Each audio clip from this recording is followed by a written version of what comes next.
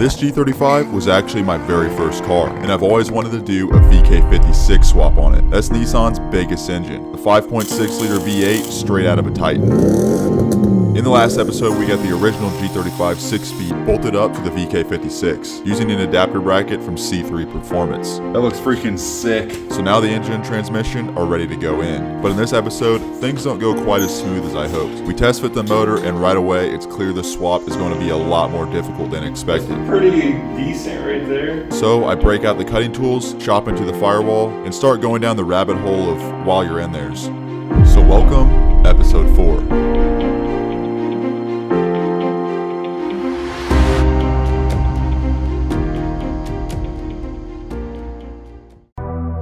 With the G35 back on the lift and the VK ready to be dropped in, it's time to answer one of the biggest question marks of this project. Will it fit? That's what she said! But before we can answer that, we're going to need to take this entire front end off. First thing is the hood. With 2 bolts on either side, this thing comes right off. And what's cool is on the G35s, these are made of aluminum, which means they're super light. To simplify things, we're going to take the whole front core support off in one piece. That means all the coolers, fans, and headlights are all coming off at the same time. But first we got to take the front bumper off, which means we're going to take the wheels and fender liners off so we can get access to one hidden bolt on each side. This is a Phillips plastic screw, and now it's a circle. That's a plastic screw. I just yanked it. A shout out to Devin, aka Real Steel Fab, for helping me in this episode. So there's this bolt here, get the bumper off. Thought there was one that holds the headlights in, but I don't think so. I think it's just that. I showed you the driver's side, which I'm taking out that bolt now, but if you look at the passenger side, it looks like there's a larger gap, and that's because the tab for the bumper is actually broken off. You already get this one? Oh, it's broken. That side's broken. Oh yeah, the whole tab. Yeah. So I'm definitely in need for a new bumper. And I want to go something aftermarket, but I'm going to get this car running and driving first before I focus on making it look pretty. Now let's get the crash bar off. Now there's a few miscellaneous bolts holding the headlights to the fenders, and then obviously the connectors for the headlights. There's power steering and AC lines that need to be disconnected, and 2 separate wiring harnesses that wrap around the core support on either side. And then finally the hood latch. And now we have some good access to the engine bay. That looks crazy. So we measured this thing in episode 2. There's pretty much no way around this. We're gonna have to cut the firewall. The engine's gonna sit so far back here, it's gonna hit this. If we don't cut it, the oil pan is gonna hit the steering rack and the front subframe. So when I say firewall, I really mean the secondary firewall. The G35 and 350Z chassis has this extra piece of metal. It sticks out roughly 3 inches from the primary firewall, and it has these areas on either side that shrink the size of the engine bay. And that would mean I'd have to move this extremely heavy V8 motor way too far forward and making this feel like a Cummins swapped Miata. Super nose heavy and just a straight line car. And we'd still have the oil pan issue. Hello, Marka! That's not what I want. My goal for this car is to be for the street and trackable, meaning handling and weight distribution is something I'm keeping in mind. So the secondary firewall is coming out, along with the other few miscellaneous panels. And of course I go down the rabbit hole of removing even more stuff that I may or may not need, but we'll find that out later. I got this little tool from Harbor Freight. I think it was like $6 or something, but it is a spot weld drill bit. So we'll try it on one of these easy ones right here. This is the official timestamp where there's really no turning back. I'm gonna center punch that. I'm gonna say that's probably a lot bigger than what you need, to be honest. So long story short, I wasn't really happy with this tool. So I resorted to a pry bar and a hammer. The metal was thin enough in these areas to where I could basically break the spot welds off by hand. It's off. Moving over to the driver's side, it's a little more involved. Got some AC lines and a bunch of brackets I'm gonna need to disconnect, but lo and behold, the hammer and chisel method was really mangling up this metal. Doing that way, it is leaving the metal left behind. Yeah, that's true. It's just ripping it. I actually got another tool. This is a little belt sander thing, little skinny one. Try it out.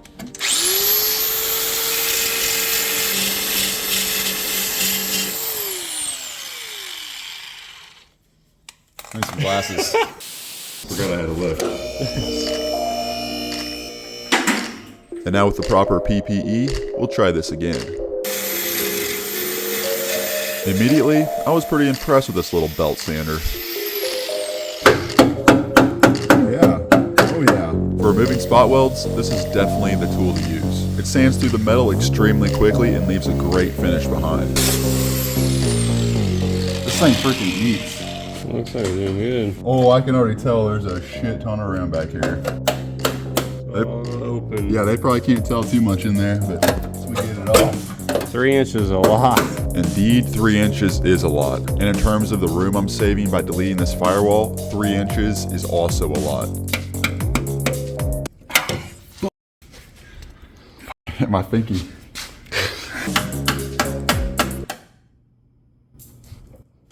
Once I got that first layer peeled down, which is actually the secondary firewall for the transmission tunnel, which we'll also remove, I need to sand down some more spot welds that are underneath it so we can get this first piece off. Pretty much go until you start seeing the circle for the spot weld. You can start to see it once you start seeing it through.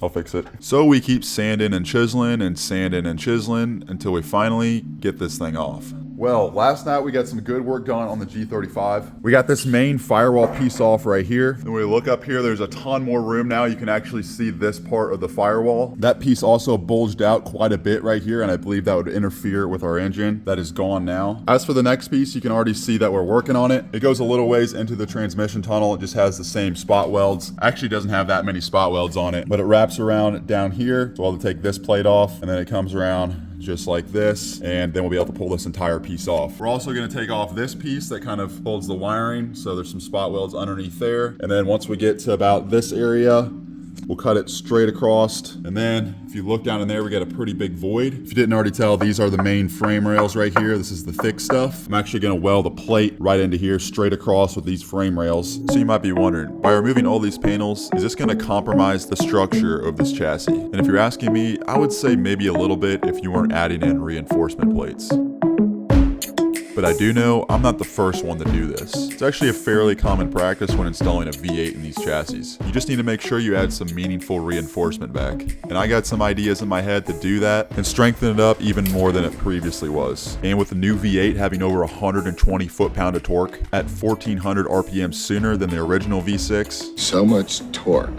The chassis twisted coming off the line. This thing could definitely use a little reinforcement over factory. But by removing all this stuff, how much further are we actually going to be able to push the engine back? Previously, I mentioned that the secondary firewall was 3 inches away from the primary firewall. But because of these sections on the sides where it bulges out, we're actually able to push the engine all the way back to the primary firewall. Meaning we're able to push the engine 5 to 6 inches further towards the middle of the chassis. And based on the weight of the VK and the G35, that shifts roughly 24 pounds from the front to the rear axle and entirely removes 24 pounds from the car up front with the weight of the metal from the secondary firewall. With all that in mind, that's about a 1% change in weight distribution from front to rear and puts us within just 1% of the stock G35's 53 front, 47 rear weight distribution. And that's not even counting for the battery relocation or the fuel cell and rear radiator setup. Stay tuned for that one. Well, I just got the transmission tunnel piece done. I can already tell that this piece is a lot thicker steel than the firewall that we cut out in the beginning.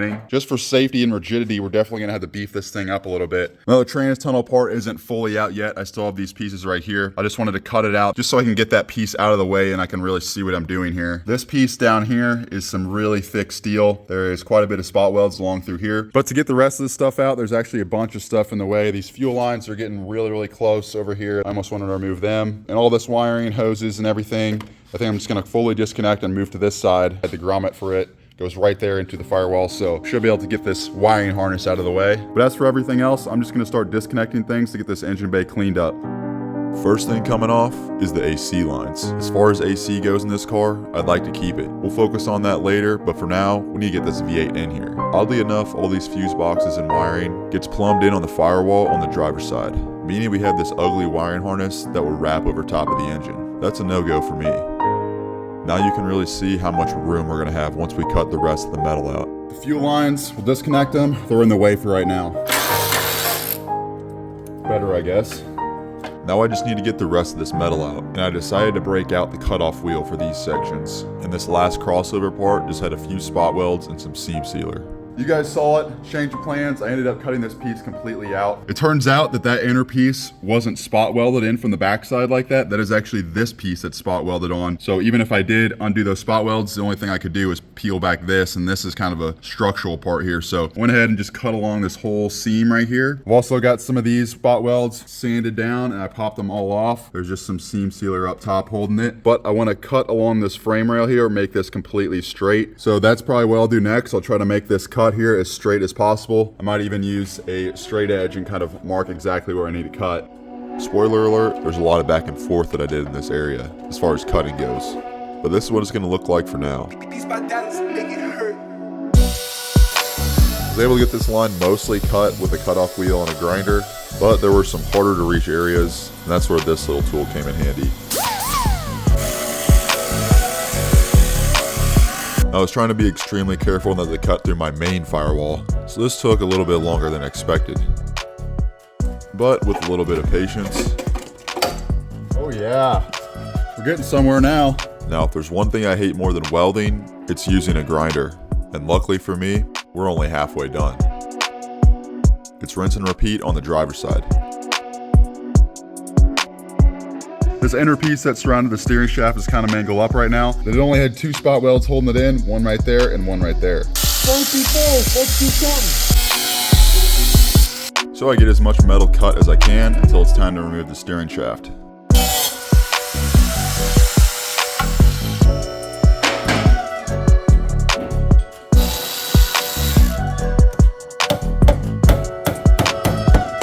So disconnect this lower one too.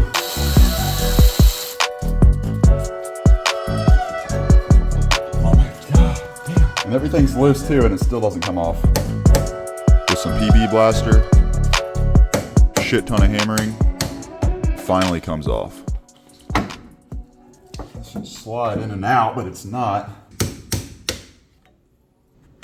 Quite a bit of play in that. I probably need a new one of those. I don't want to turn this too many times, because if I do, it's actually turning the steering wheel. I just took the key out of the ignition and turned the steering wheel a little bit. Now it's locked up, which is good. That means we can't overspin the wheel and destroy the clock spring. I can kind of move this out of the way, but this is supposed to be telescoping, or whatever, however you say it. And it does that with these little splines right in here. I want to try to fix that. I have a feeling that's why this is such a pain in the ass to get on and off. Feeling though, if I press that in too much, I won't be able to get it back out. Well, that's a problem for a later day. Get some of this fishing wire. Kind of gets it out of the way. I had to put this thing in left-handed mode. With the steering shaft somewhat out of the way, I get the rest of these pieces cut, and we should be done with cutting. All right, so spent the last 2 days getting all this firewall cut out. So what we cut here was the secondary firewall. So that was the main part I believe was gonna hit our engine. And then below that would be the transmission firewall, secondary firewall, whatever you wanna call it. That part I think saved a ton of room. That actually stuck out way right here. So we'll be able to push the engine a lot farther back. This part of the firewall that kind of like covered this little section here. And this part actually bumped out more, I would say about 1 inch off of that. So that was for sure gonna hit. We wouldn't be able to slide the engine farther past that. So that would have been a huge problem. I will box in the sides here. We'll do that later on. And over here, I didn't fully finish cutting that. But for right now, I think we're ready to test fit the motor. Really excited to do that. So we'll look at the motor here. I had a lot of people in the comments that were suggesting things as far as power steering goes, because the power steering pump's set so far out here. And a lot of you mentioned the Volvo electric power steering. I've heard of that before, but I didn't know it was actually hydraulic too. So we'll actually be able to use the stock G35 power steering rack and everything. We'll just run the power steering lines to the new Volvo pump. I think that's a great idea, and it'll completely get that out of the belt assembly, and I can literally put that wherever I want. This is the bracket for it. We're gonna remove that bracket. Before I get into the alternator, I don't know where the AC compressor is. Somewhere in that pile of junk over there. But it's sat right in this area, and I believe that was probably going to be a problem as well. So on a lot of hybrid cars, they actually run electric AC, but the problem with converting one of those hybrid AC compressors is that I think they're around 48 volts, and so this thing's only a 12 volt. That's all it's going to run off of. For RVs and campers, they actually sell 12 volt AC compressors. I think they're around $300 for the kit. They have like a complete module and everything that comes with it. So I'd love to run that as well. But the only problem with that is we're gonna be pushing over 220 amps. This alternator right here was only rated for 130 on the stock VK. So we're gonna completely take this off, and this bracket here. These pulleys completely won't need it all. This was for the clutch fan, and this is some kind of idler pulley. So the only thing we're gonna have as far as belt goes, it's gonna start around the crank, go around the water pump, and that's gonna go around the alternator. It's probably gonna sit a little higher and more in. I'm gonna try to move it as in as possible, make my own mounts and everything for it. And that's gonna come back around underneath the pulley, and just gonna be 3 things. It's gonna be super simple. And obviously we're gonna have a tensioner somewhere in there as well. I got a ton of spaghetti here. I've been kind of going through and trying to label as much stuff as possible. We're just gonna take all this and we're gonna put it right there. That's a good spot for it right now. Don't need that. Actually, we probably do need that. I need the big gun. I thought this was called a Hercules. More like a Poseidon. Whoa! That bolt's a goner. This is poor. Gosh. Smoking. Is there a nut behind that? No.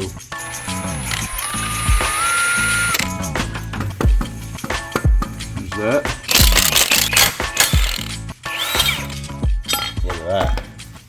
A lot more room. We just got this one pulley here. We'll get that off.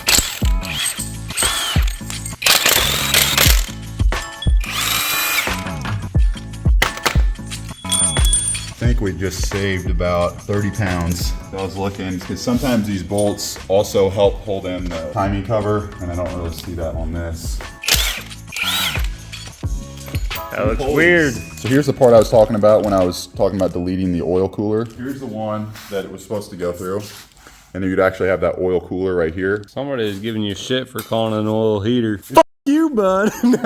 Coolant is gonna heat up faster than oil is. I know you explained that in that video. I explained that, and that's when I said it was an oil heater. Well, technically it is at the beginning. It heats up the oil at cold start, but once the oil gets to temperature, which is the oil temperature is gonna be higher than the coolant temperature, then it kind of starts cooling it. But I'm just gonna install this and completely eliminate it. Well, I know this modification is going to be controversial. There's a few of you in the comments in the last video that said this is a terrible idea. The risk is that I could get some fluctuating oil temps, possibly take longer for the oil to get up to operating temperature. The only difference I see is this engine's no longer in a truck. It's going in a 2-door coupe, which is 1,500 pounds less. And obviously I'm not going to be towing with this thing. The amount of load this engine's going to see is going to be a lot less than what it was intended for. So I think it's worth the simplicity of deleting those extra coolant lines and that bulky oil cooler. As mentioned in the last video, it stuck the oil filter out way too far, and I believe it was going to hit my subframe, so that's kind of the main reason why I'm deleting it. Once I get the engine running and I find that I've run into some oil temperature issues, the better thing to do would be to run an aftermarket air to oil cooler. As far as actually cooling the oil, it's going to be more effective than the factory Nissan coolant to oil cooler. And that's probably what I'll do anyways later in the future, but for now, this is what I'm doing. You guys just let us know down in the comments below. What do you think about running a Fram oil filter? So that's just a temporary one. What brand are you going to use? OEM. OEM. Folks, use a Wix XP. If you guys look at my channel, I actually have a video on this exact engine saying don't run aftermarket oil filters. And here I am running the aftermarket oil filter. We're gonna run some break-in oil on this. Look at that shit. That's what I got. We're just gonna run that in just to kind of clean the engine out. We're gonna run it for not even 1,000 miles, just maybe 500. I want this motor to last a while. It's got, I think, 130,000 miles on it, and it sounded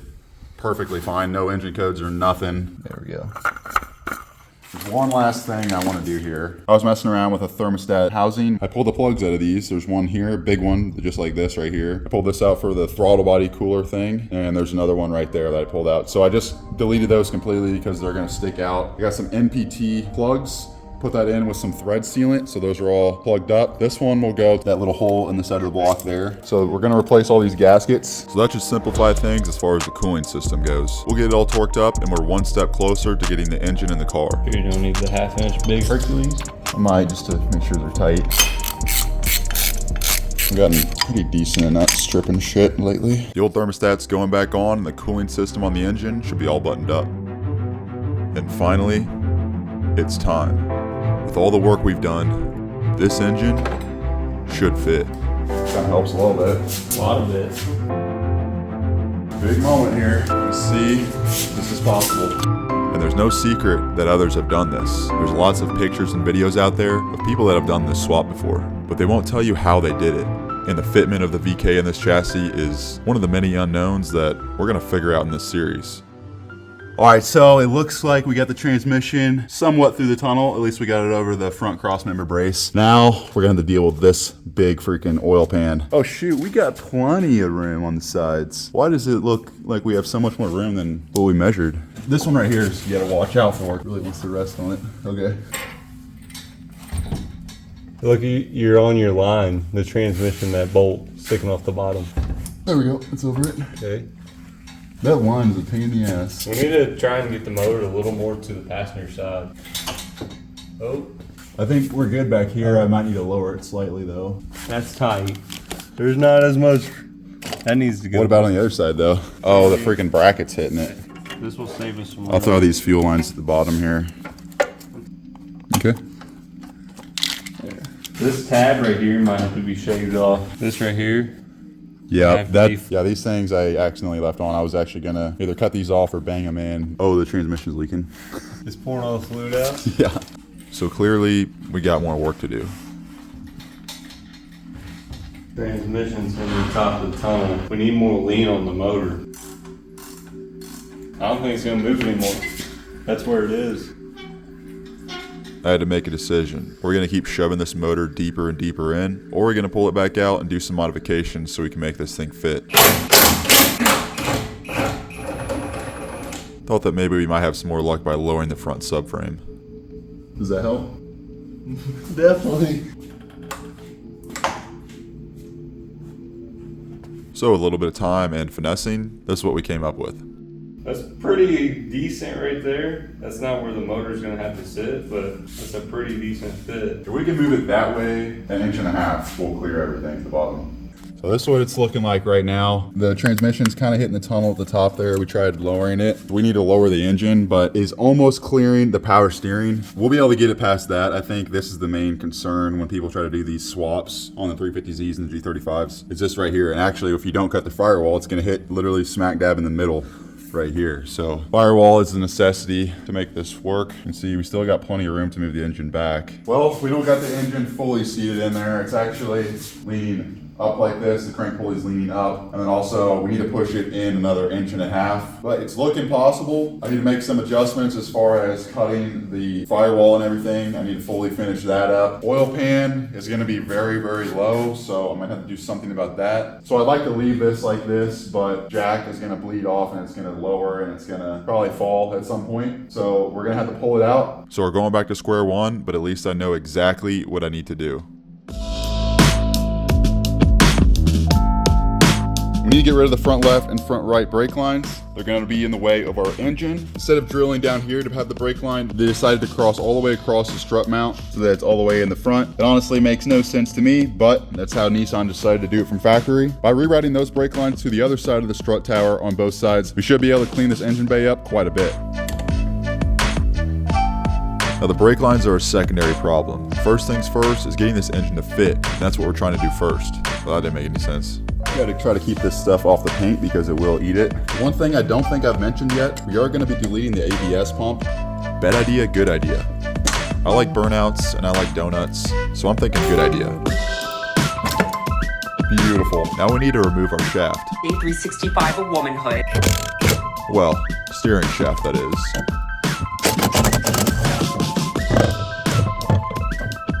Out comes the shaft, and now we gotta work on this brake booster, which proved to be quite difficult. Got that one last bolt in there and I can't even get a tool in there. Let's see if I can get it. I don't know how I got the camera up in here, but I'm getting the demon bolt. Holy shit, finally. Woo! I don't think I get any more crammed in here.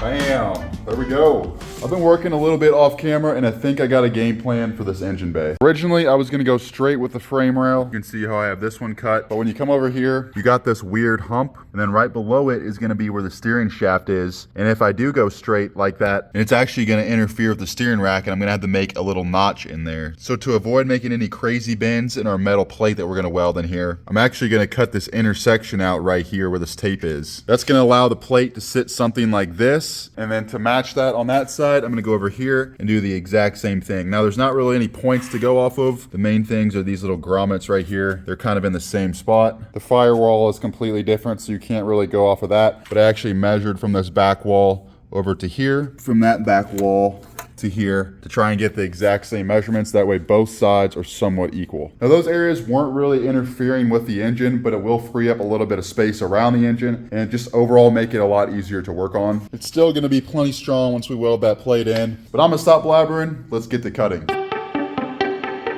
So I'm gonna be doing some extra cutting on the firewall that I'd never seen anybody actually do before.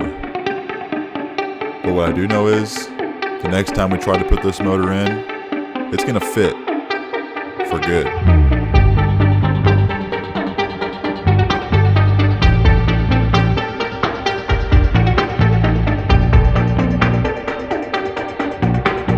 A little bit of self-etching primer on all the bare metal. A little bit of hammering. And a whole lot of cutting.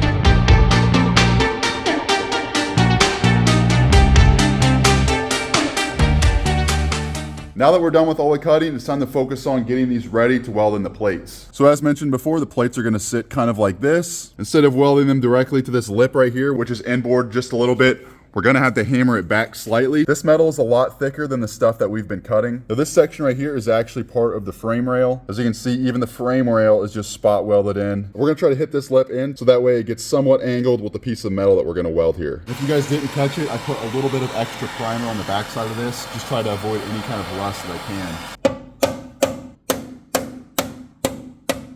And we'll just keep moving on to the bottom.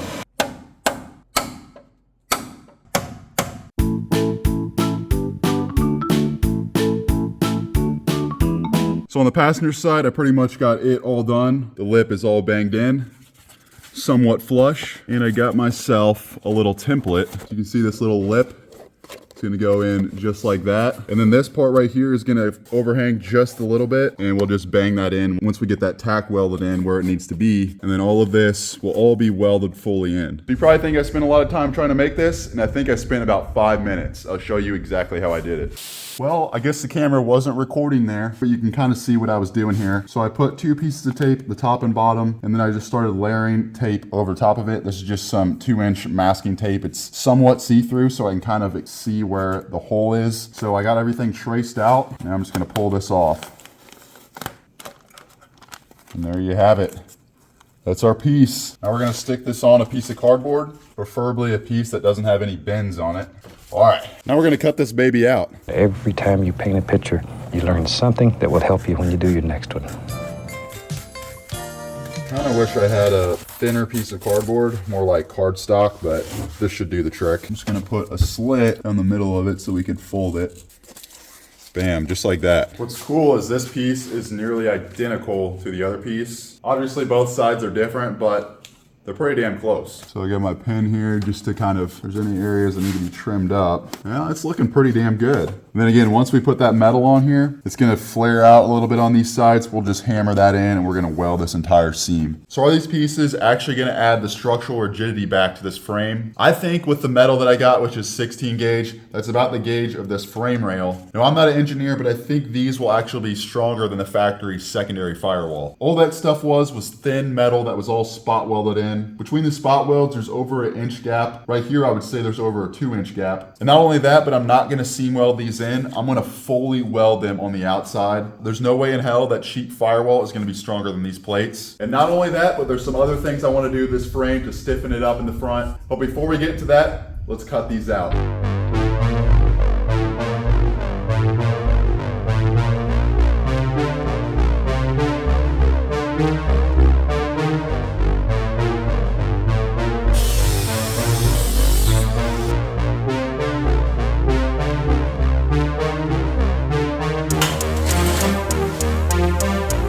There's one piece. Well, I gotta say, I absolutely hate using a grinder now. I definitely need to get a plasma cutter. But these didn't turn out half bad. Now I'll just clean them up with a belt sander.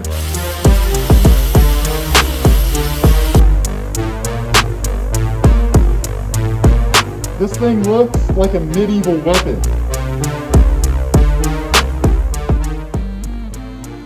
Now we got our line. Let's go bend this thing. Now this is 16 gauge metal. This would be an absolute pain in the ass to bend by hand. It would look like shit. So I actually purchased this attachment for my hydraulic press. It's a 12-inch metal bender attachment. It says it can bend up to 12 gauge steel, and that's plenty long to put a 90-degree angle on this. Now this thing doesn't look like much, but it wasn't cheap. I believe it was around $150. Purchased it on Amazon, but I think it's gonna be worth it for this project and future projects. We're gonna be able to put some beautiful angles on sheet metal, and I think it's gonna be worth the investment. Now I just need to make sure I bend this the right way. Don't wanna have to make another one of these.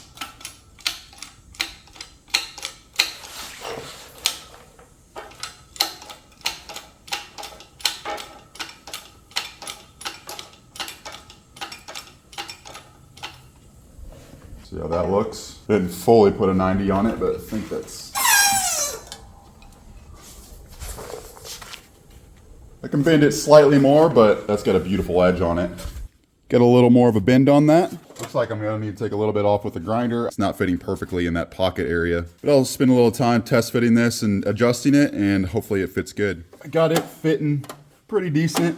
This end right here is a little bit up, so I'll have to press that shelf area down slightly. The driver's side I did off camera, and I gotta say, this one fits very, very well. Wish I could get the passenger side to fit like that. But again, this is a part that you're not really gonna see, so I'm not too worried about it. Now, since we're gonna be welding this part in, we're gonna need to paint the inside here, otherwise it's gonna rust really, really bad. Now, instead of using some generic primer or something that's probably just gonna burn off once I start welding, I'm gonna need some kind of weld-through primer. This stuff is pretty expensive. It's made by Eastwood. It's a self-etching weld-through primer. So you can literally spray something and weld right over the spray paint. So I'll get these pieces sanded up and primed and get ready to weld them in.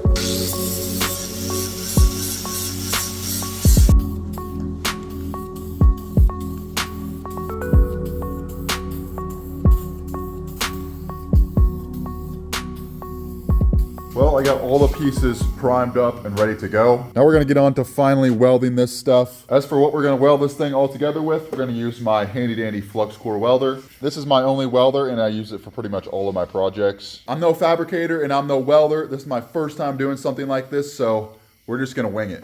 The number one thing I'm paying attention to is catching things on fire. Let's do this thing. Specifically, the interior carpet.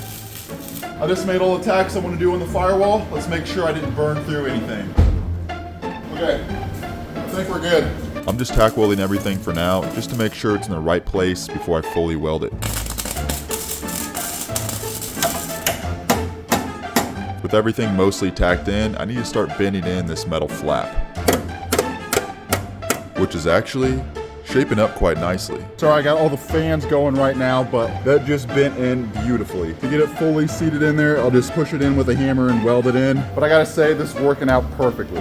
And with everything tacked up, this is what it's looking like. And the next morning, I got the other side all tacked up as well. Got all the tack welds cleaned up on both sides, and we're about ready for the final welding stage.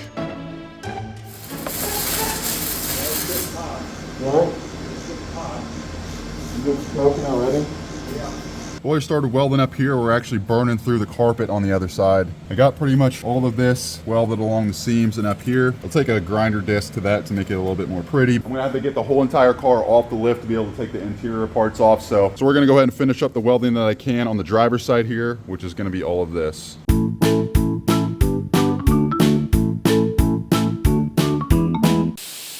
Now comes the annoying part of pulling this carpet out, which I really should have done from the beginning. Oh yeah, the shocks are good. Luckily, this ain't my first rodeo.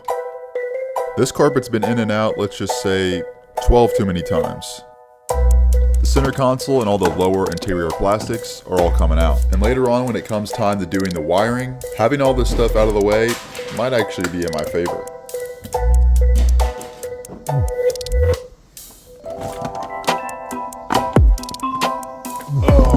There's the carpet.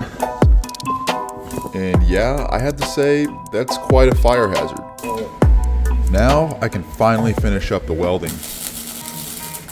I just gotta make sure I don't burn through. The goal is to make this not look like shit, but because I'm very much an amateur when it comes to welding and I'm using a flux core welder, Oh yeah. it's kind of inevitable, but as long as it holds, it's good enough.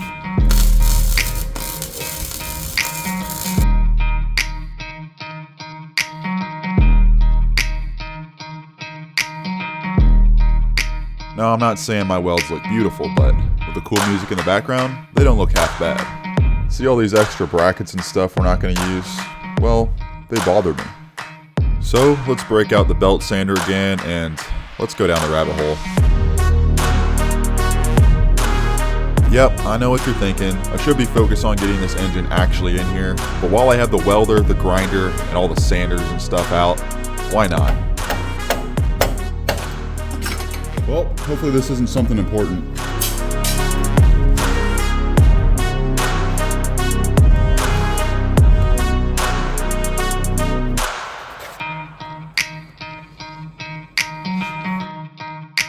Too much work?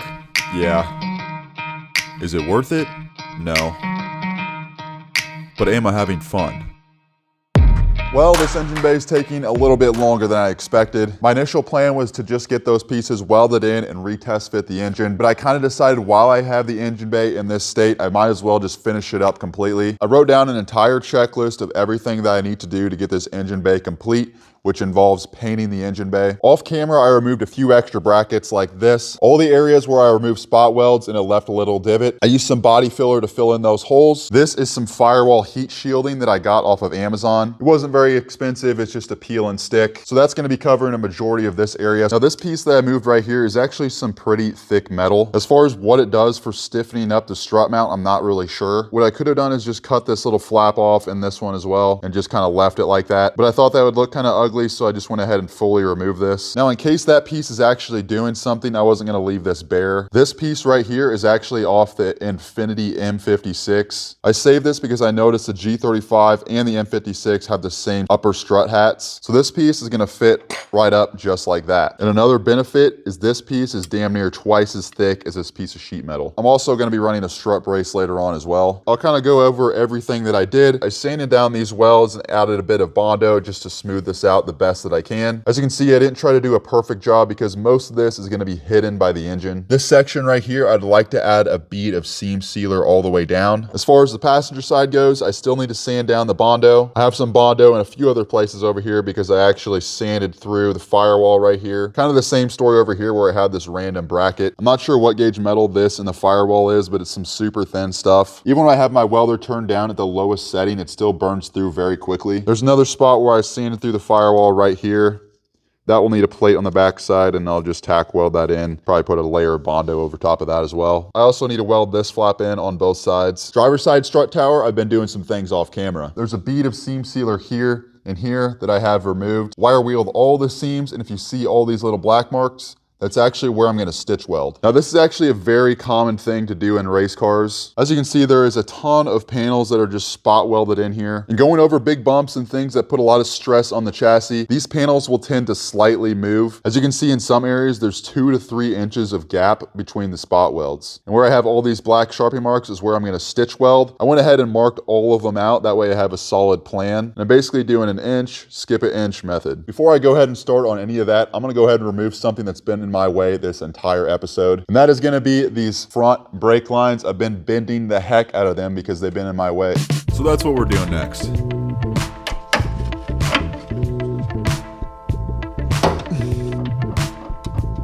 We'll deal with this one later.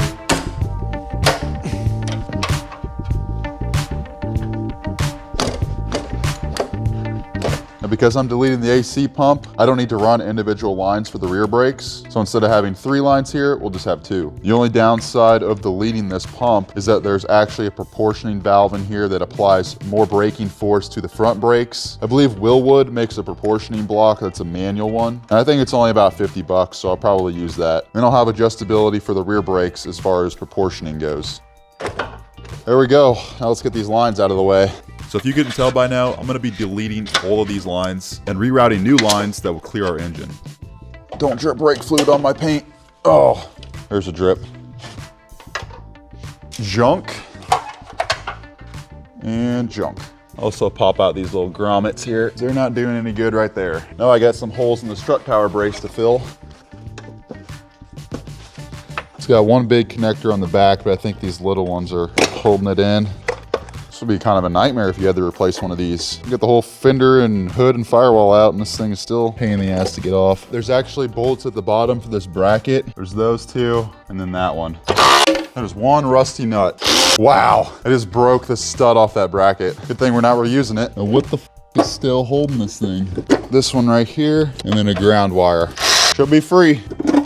Oh shit, there's more connectors. There's 1, 2, 3, 4, 5, and a ground. I didn't realize this whole entire block was actually part of the ABS pump. So that is a ton of wiring that we can potentially delete, simplify everything.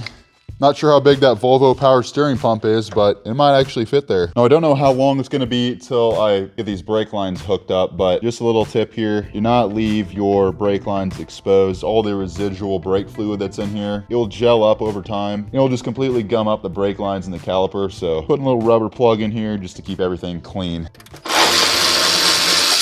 There we go. All right, that should be good enough until we get our new brake lines hooked up. The only thing left to do now is basically replicate everything that I did on this side over to here and get the welding. So there's lots of ways to remove seam sealer, but I find the wire wheel to be most effective.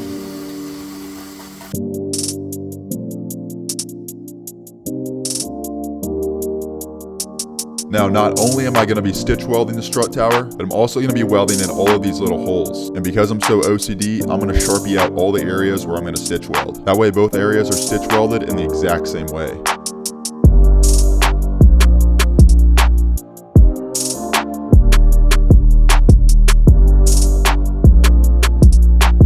And what the hell's up with this gapping, Nissan? Now I'm going to hammer down all the areas where there's a large gap. That way my welds look as clean as possible. Next, we're off to the races to stitch welding everything up. It's going good. And everything was going great until... Oh, fuck. Looks like we got to make a Harbor Freight run.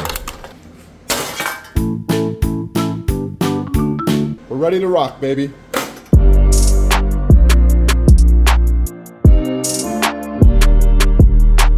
And here's what the final product looks like. A fully stitch welded strut tower, apron the frame rail, keeping the front end rigid and allowing flex and articulation only in the suspension rather than the chassis. When carving corners, this should make a huge difference. Now, we have some holes to fill.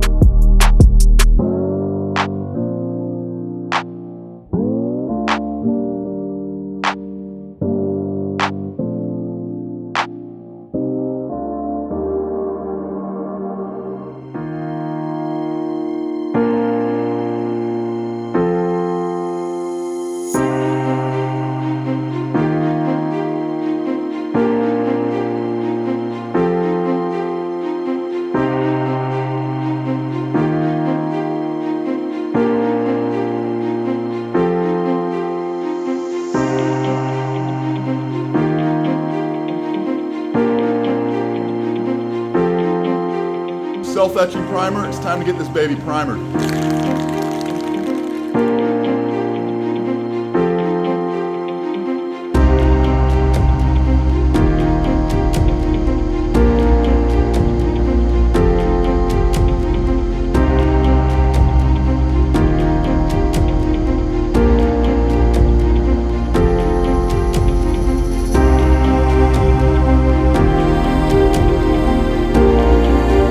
Well, that was a long process, but we finally got it done. It might look like it was a quick process on camera, but this was actually 2 weeks of work and 1 week of editing. And I have to say, I'm extremely happy with it. And you can see Moose is too. Now, I'd love to go ahead and test fit the motor again, but this episode's already been super long. I appreciate everybody that's been sticking around, waiting for the episodes to come out. This has been one of my dream builds ever since I got this G35. In the next video, we're gonna get the VK permanently mounted in the G35. And not only that, but I'm hoping to hook up the fuel system, which let's just say we're not keeping the stock tank.